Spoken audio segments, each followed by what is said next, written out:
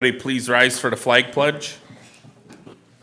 Pledge allegiance to the flag of the United States of America and to the republic for which it stands, one nation, under God, indivisible, with liberty and justice for all.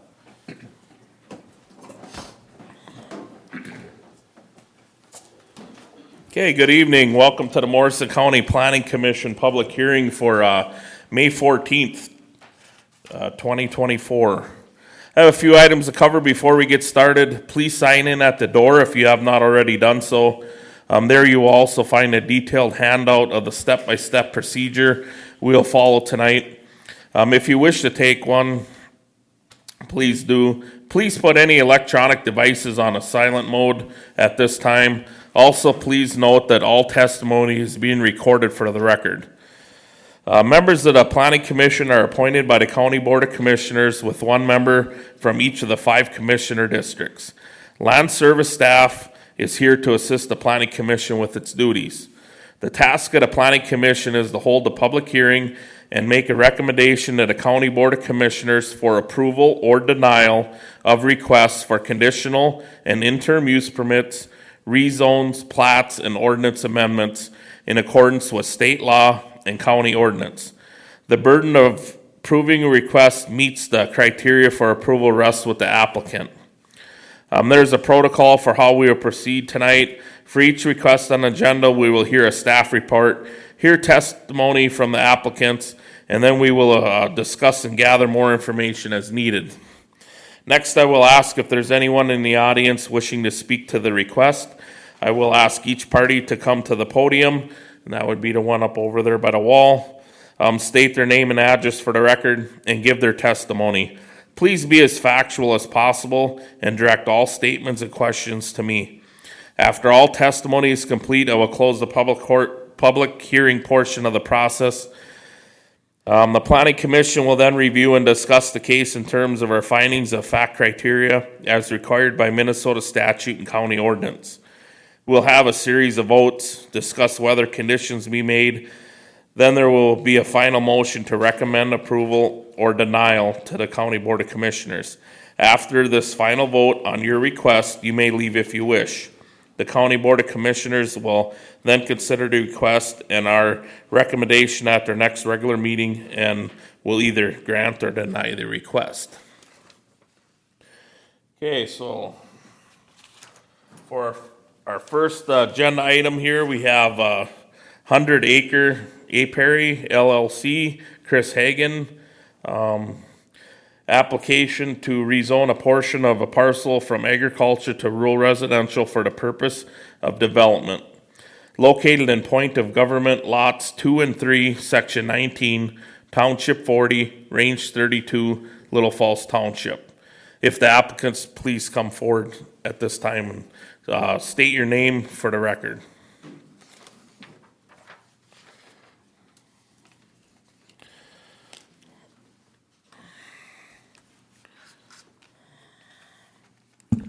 Hello, Chris Hagan. We're the owner of the 100 Acre Apiary. Okay, thank you, Chris. Okay, at this time, Amy, you ready with staff report? I am, Mr. Chair. Again, this is an application to rezone approximately 10 acres of the existing parcel from agriculture to rural residential. And this is located in section 19 of Little Falls Township. The ordinance reference for this is section 508, and that requires a public hearing for changes to the official zoning map. Here's a plat map of Little Falls Township, and the red dot is the location of this parcel.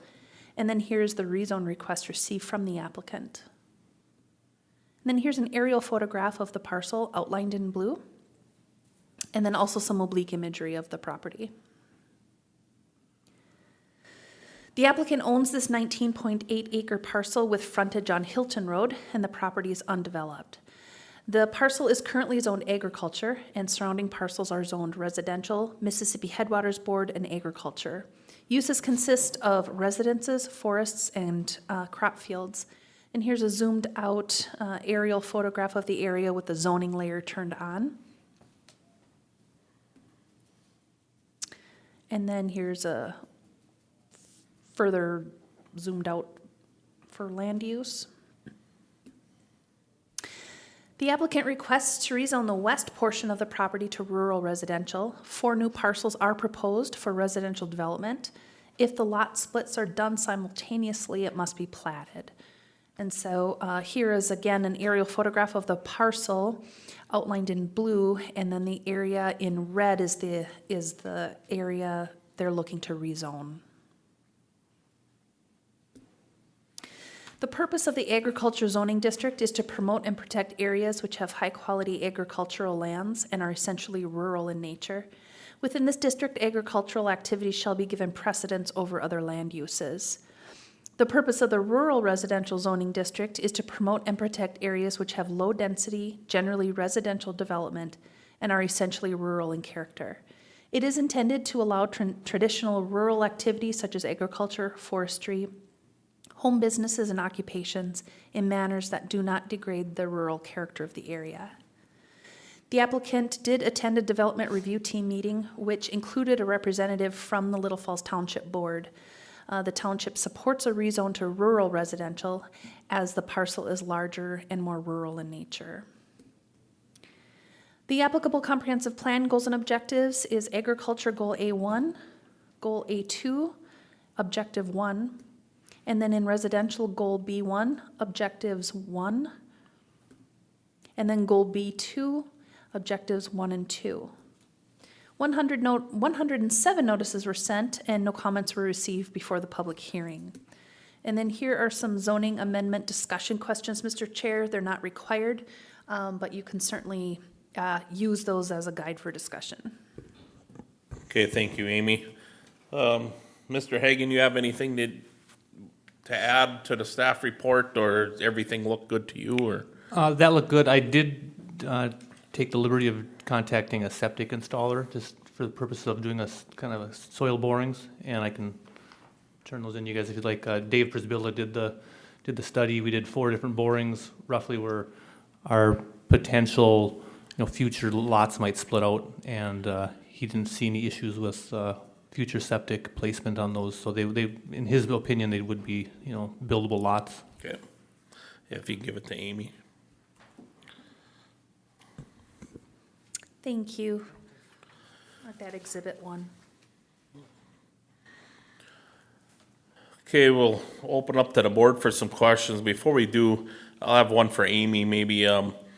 So if this, if we'd recommend approval and the commissioners would approve this, this would all be done as far as his plan, or does he have to come back in front of this board? Mr. Chair, it depends on the phasing of these. If he's creating if he's gonna create all 4 parcels, then it will require a plat, and those may or may not be done administratively. If he meters those splits, then it's possible it may not need to be platted. So it depends on what his timing is for creation of those lots. So can you answer to that what your thoughts are? The plan would be to do it in a stepped measure. Okay. Essentially, this was step 1, hopefully getting approval to rezone. If approved, we'd kind of just throw a sign out there to say, hey, we do have some lots or land available for sale, and if interested parties wanted to look at them, and if we made a sale, we would just split off as those sales were agreed upon. Okay. Mr. Chair? Go ahead, Amy. In order to avoid platting, though, there has to be a 1-year waiting period between those splits. So just so you're aware of that, if you had people 6 months in, you would need to be waiting. You wouldn't be able to sell them.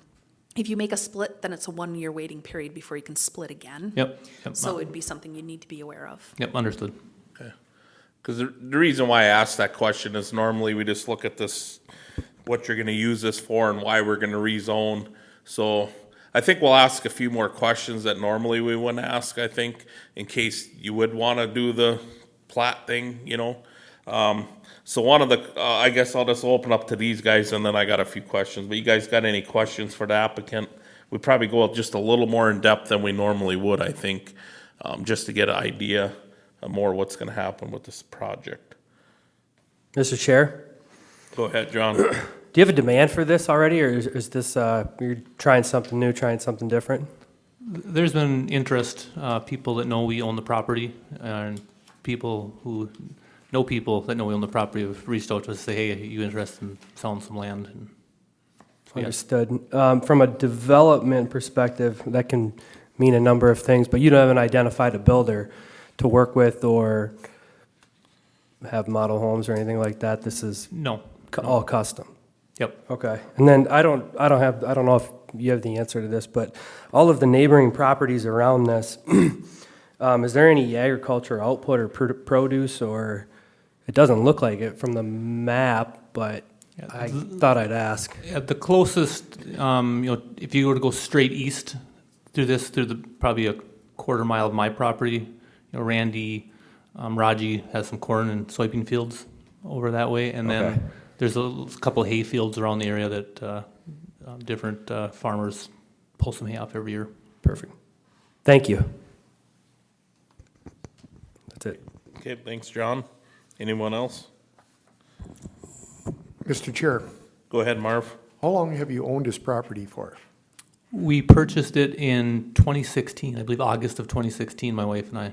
Okay, so you had it for a few years then like that. Yes. And this property, obviously it's agriculture. What have you had hunting, or what have you been doing with this property in using it? Well, a fair amount of our time has been been placed in kind of cleaning up invasive species. There's a lot of buckthorn in the area, so we've worked with the DNR, done a lot of removal of that. We did reclaim the main field, there in the kind of in the middle of right where it says 160300700. That's all been cleared out. That's now a viable hay field that a friend of mine pulls hay out for his beef cattle. And we named it an apiary, so we felt obligated to throw some beehives out there. So Okay. that's been a less successful venture, though. That soil, I live directly across the river, and I'm kind of familiar with that soil. It's pretty sandy and not the best land for growing anything without water, correct? Correct. Or there's too much water in places, so it's feast or famine there. Yeah, okay. So a little bit has been used for agriculture, but otherwise, in the pines, nothing really grows other than the pines there, correct? Or what do you have going on?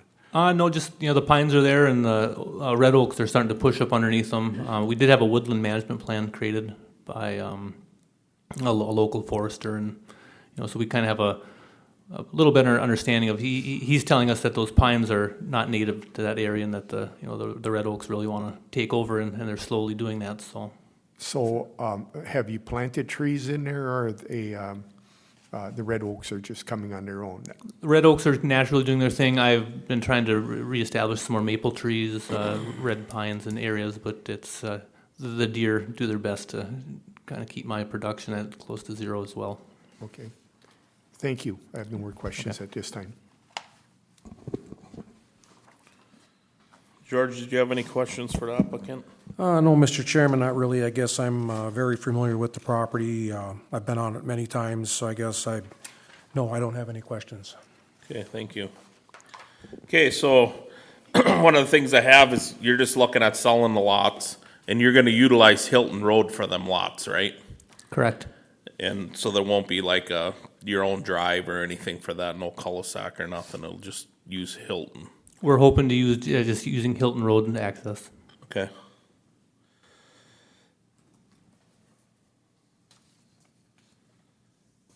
And then, they were like probably 2 and a half acre lots, most all of them, huh, correct?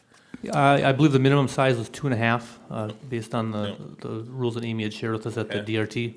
And a few of them end up getting a little bigger just because of tried to keep the back line fairly square. Yep, Mr. Chairman, I did have one question about go ahead, George. Hilton Road. So I believe the county engineer was at the DRT meeting. Did I read that somewhere, Amy? Was he? Let me double. As far as the extra accesses onto Hilton Road? I think he was. I'll double check the attendance here.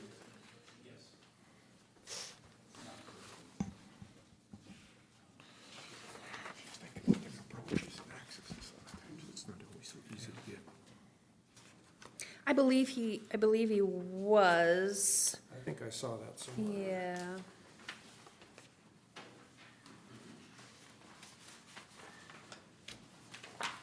Yes, because those accesses would be granted by the county. Thank you, Amy. Okay, just one thing here, just, I think it sums it up and makes it pretty kind of an easy decision for me is, when we read the agriculture, A1, ensure the county provides and protects areas most suitable for a strong and stable agricultural industry, including but not limited to crop production, animal husbandry, dairy and meat production, pasture lands, and other similar uses. When we look at this one, on the map, it's kind of mixed agriculture and rural residential, and it fits right in, kind of with both. I don't think I put no impact whatsoever in the ag part of the neighborhood if we would switch it to rural residential, and I don't think it'd put any impactful harm by switching it to rural residential. Right across the road, it's all rural residential. You gotta go quite a ways before we actually have a farm field.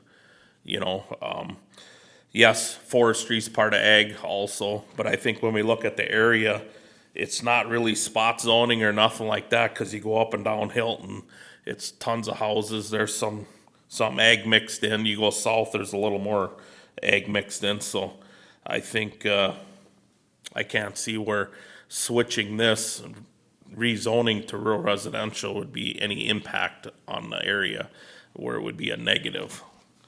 So that was just my take on the whole thing. We had 107 notices, there was no comment. So evidently the neighbors don't bother them, so, Yeah, that's our goal, so. yeah. And it is nice to see that there's rural residential with coming in and having big enough lots also. That's probably the biggest thing. Across the road, we get closer to the river. A lot of them lots are pretty small, so. I guess at this time then if you guys are good for right now, we'll go to public comment. So I guess we'll open it up if there's anybody here from the public that would like to speak, for or against this applicant, please, go up to the podium now and state your name and, speak your piece. Mr. Chair, John Tice, Little Falls Township Supervisor. I just wanted to go on record saying that as a township, we do support Chris being able to do this to these 4 pieces of property. Just like you were saying earlier, it does kind of fit the mold perfectly. If we can get 4 houses in there versus out in the country where we really got good ag land, I mean, this is pretty much so. Woodland on the other side of the road, it's all houses. This would just fit the whole Hilton Road on the way in with some decent sized property. So anyhow, we're just here to give our support for Chris and Jen to get this done. So thank you, Mr. Chair. Thank you. Any other public comment?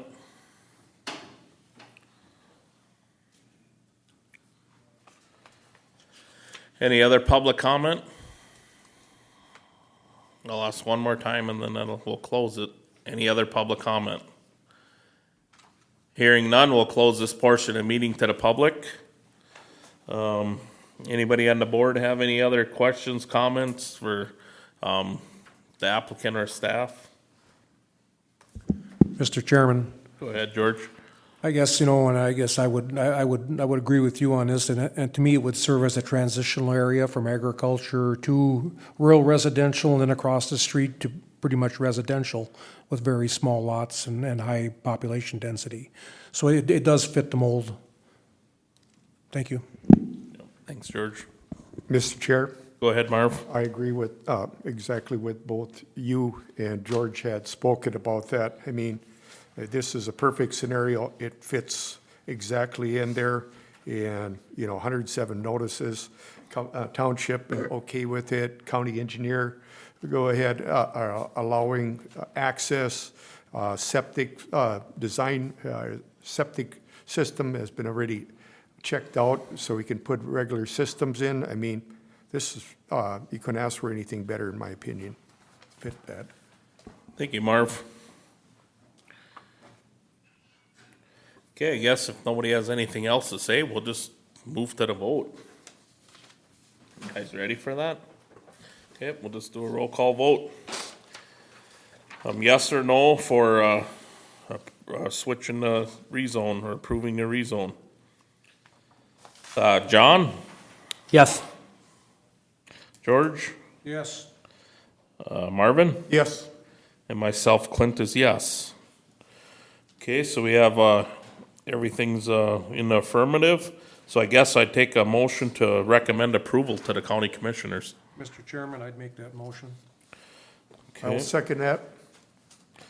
okay, motion's made and seconded by George and then Marv. All in favor, say aye. John, Aye. George, Yes. Marv, Aye. and myself, Clint, aye. So we're gonna recommend approval to the commissioners on this, and they'll look that over on, May 21st, okay? If you have any questions in between, now and then, contact Amy or anybody in her staff at the Land Services Office, and they'll help you. All right, thank you very much. All Bet, thank you, Good Chris. luck with it. Thank you. right, thanks.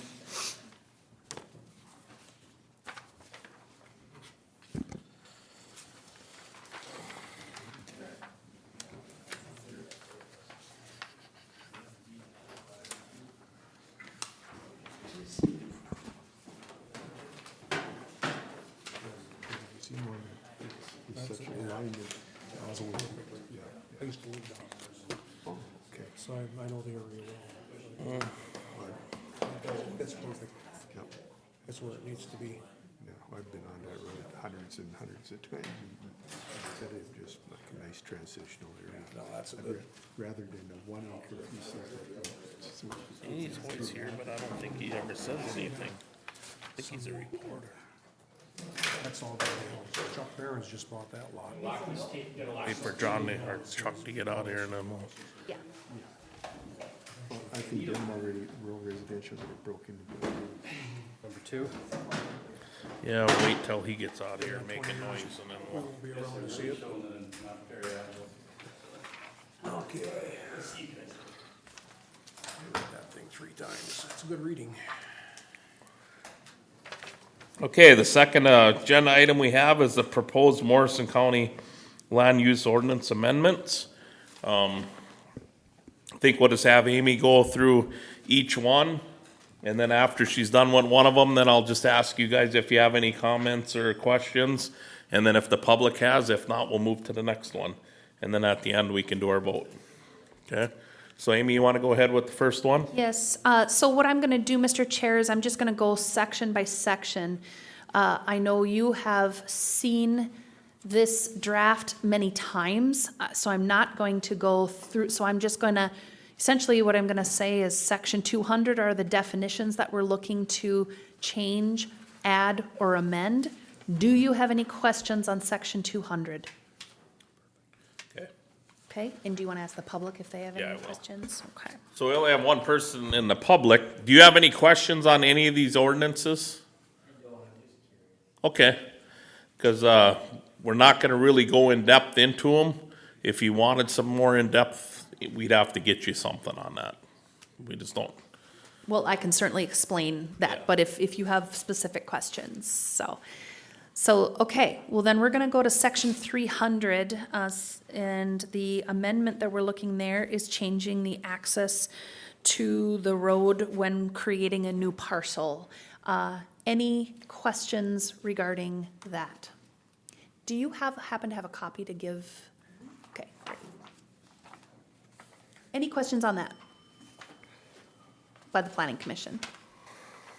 Don't look like it. Okay. I think we all went through it pretty good. Okay. All right. Would you like a verbal each time? Yes, please. I'm going to ask you if you have any questions and just say yes or no.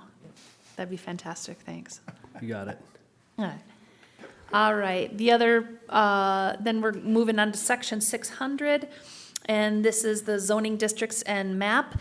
The first thing is we'd be removing the shoreline special protection overlay from developed islands. That would be in the zoning chart. And then the changes that you see here in the use chart for the agriculture zoning district. And then also some design standards within the agriculture zoning district. Any questions on section 600? No. Okay. Thank you. Looks like we're good. All right. Moving on to section 700, shoreland district uses and standards.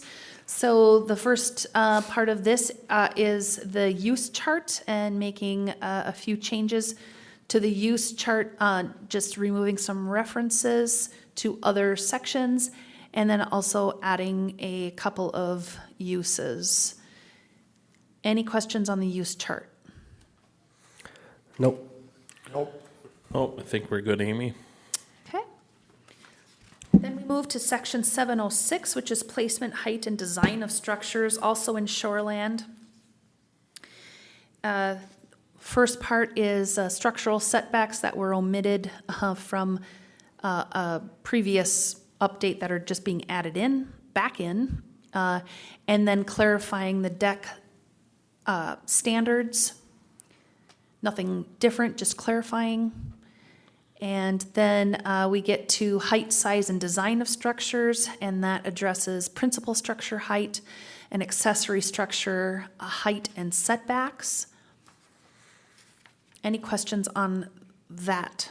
Okay, the only one I'd have, I just want to clarify, because the one board member that was concerned with that isn't here, and we're going to 35, is that 30. correct? 30, okay, yep. Going from 25 to 30. Yep, okay, that's how we all understood it, or at least I did, so. Okay. Yes. You guys all good? Yep, good with You that. go. Yep. All right, then 706.4 is lowest floor elevation, just replacing that with our model shoreland ordinance language. And then 707.2, just changing the duplex lot subdivision standard to meet the minimum shoreland standard. Any questions on that before we move to recreational vehicles? No. No, looks good. No. All right, so then we go to section 708, which is recreational vehicles. And these are some changes to how many days before they need to be permitted, and then the parcel size and that go along with the variance allowances for that. Any questions? No. Okay, I think we're good. all right. Then we move to section 710, which is shoreland alterations. There are several clarifying changes in here that just make this section easier to administer, understand, and interpret. Any questions on section 710? Nope. No. Nope. All right, I think we're good. okay, thank you. So then we're gonna go to section 711, which is placement and design of roads, driveways, and parking areas. This is essentially clarification, and also to meet, mirror the model shoreland ordinance from the state. Any questions on that? No. Okay. Nope. I think we're good here. All right, section 1100 then is wetland regulations, and we are just altering the setback from wetlands with a septic system. Any questions on that? No. Okay. Nope. No. Section 1200 is performance standards. The first one is park models and recreational vehicles. This section only applies to the agriculture zoning district. The other recreational vehicle area that we talked about just a minute ago was in shoreland. Now this is an agriculture zoning district. There is one other area of the county that we do allow recreational vehicles, and that is in the Enchanted Lakes area, because it is dually zoned residential and shoreland, but it's been developed as a whole. We do allow recreational vehicles in the Enchanted Lakes area, regardless of the zoning, if it's residential, but that's the only residential zone that we allow recreational vehicles. One thing that I want to bring up here is in this one, this does not contemplate a parcel size smaller than 1 acre. What I'm proposing to do, and this would not be I don't think a substantial change that would require another public hearing because we already allow them within Enchanted Lakes. But I'm looking to amend this language or add some language in here regarding the residential area of an Enchanted Lakes to reflect that those can be under 1 acre in size. Any objection to that addition to that? No, I'd be good with that. Okay. Are you gonna pick a number, like a 0.25, or are you just gonna say up to? We would probably mimic it on the shoreland standards since those lots are very similar in size. Yeah, that would make sense. Yep. Yes. That's Okay. good. That's good by me. All right. And also because the minimum parcel size is the same in residential and shoreland, so we would just carry that over if that's okay? All right. Perfect. Sounds good. So that was the only minor change that we saw that we needed to account for there. Okay, and then moving on to section 1300 are the sanitary system and water well standards. And essentially, this entire section is getting overhauled, and it is for adoption of the modern state septic code. So the changes that you see in this are required to adopt the modern code and have been reviewed by the Minnesota Pollution Control Agency, and we've worked side by side with them to make sure that we're meeting that minimum standard. So do you have any questions on any part of section 300 or 1300, excuse me?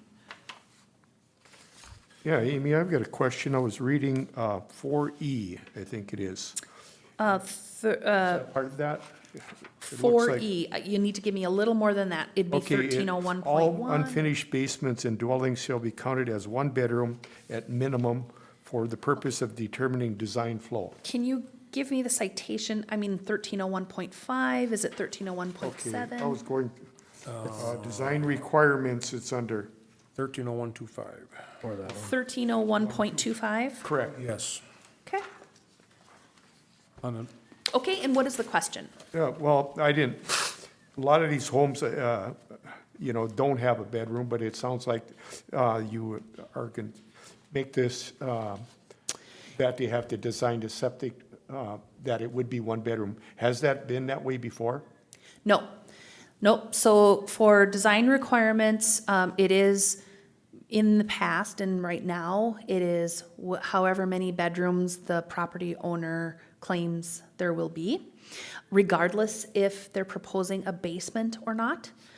This one, if someone is proposing a full basement, the design would include one bedroom in that basement to allow for additional expansion in the future, especially if they decide to finish the basement. So it builds in the sizing for that additional bedroom. So you see this happen frequently enough and? Oh, yes. Yeah, okay. Yes. Otherwise, I'm just like, why are we doing this here? Yes, Okay, Well, thank you. I think part of it that's good because if it gets sold, exactly. because you build a house and have a basement and you don't have a room in there, and then it gets sold 5 years later and they put 2 bedrooms where at least we're covered for 1. Correct. Yeah, okay, understandable, but thank you. So my question, Amy, would be, what if they put 2 or 3 bedrooms down there and we only plan for 1? One of the things that we do not, part of compliance is not adequate sizing. So when you design a system, it's based on the number of bedrooms. If you are going to put an addition onto your home, regardless of what it is, that's going to trigger a septic system inspection. But sizing of your system is not a component of inspection. Is it something the county has a discussion with the property owner? Absolutely. Is it something that the septic designer an inspector has with the property owner. They should. Because if it isn't adequately sized, it's going to certainly speed up the life of the system. Absolutely. And so we can only protect people from themselves to an extent. And so it's a smart thing to always be sizing your system according to the number of bedrooms, but there isn't a requirement that they size that up. Okay, thank you. Yeah, I think we can't help all that, but I think by what the change is just gonna help us a little bit more. Absolutely, yeah. Any other questions on section 1300? No, I'm good. Yep. All right. Then, Mr. Chair, that is all of the sections of the ordinance that we are looking to amend this time around. So at this time, unless you have any other discussion, then you could ask for a motion to recommend approval to the county board. Yep. So do you guys have anything else? No, I think I'm good, Mr. Chairman. Okay, so then I guess I would look for a motion to recommend approval, adding the few changes we just talked about from that 1203.4. We take that at this time. So moved. Okay, motion made by John. Second, Okay, motion made and seconded. Recommend an approval to the County Board of Commissioners on what we just went through, the ordinance changes, including the small changes that we talked about on 1203.4. All in favor say aye. George? aye. Marvin? Aye. John? Aye. Myself, Clint, is aye. Okay, motion passes, so recommend to the County Board of Commissioners that they approve these new ordinance changes. All right, thank you, Mr. Chair. Okay, so then I guess that's it for that. So I guess we have minutes to approve from April 30th. Make a motion to approve, Mr. Chairman. I will second that. Okay, motion made and seconded to approve the April 30th minutes. All in favor say aye. George? Aye. Marv? Aye. John? Aye. Myself, Clint, is aye.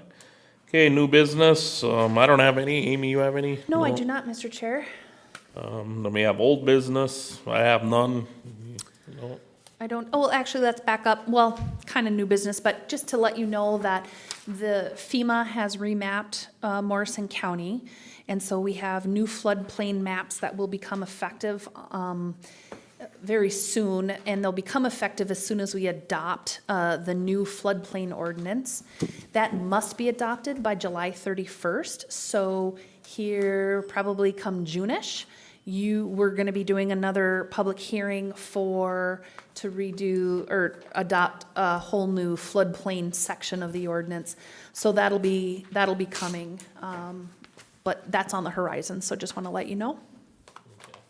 So do we have a lot of handout to look at or a lot of things that we have to read through as a board? Or no? It'll be ordinance language, just like that, and then I'll probably give you the mapping, the FEMA mapping is this thick because they're in panels. I'll probably just give you an overall map, just to let you know, and I'll highlight some of the big changes. We don't have the ability to change the boundaries of the floodplain. So it's really not up for debate. It's just adopting that new map and the standards that go along with it. Okay. That's all I have, Mr. Chair. Okay, thank you. Anybody else have any other business that we need to attend to? Otherwise, we take a motion adjourn. I'll make that motion, Mr. Chairman. Seconded. Okay, motion made and seconded to adjourn. All in favor say aye. Aye. Aye. Aye. Aye. Meeting adjourned at 6:42.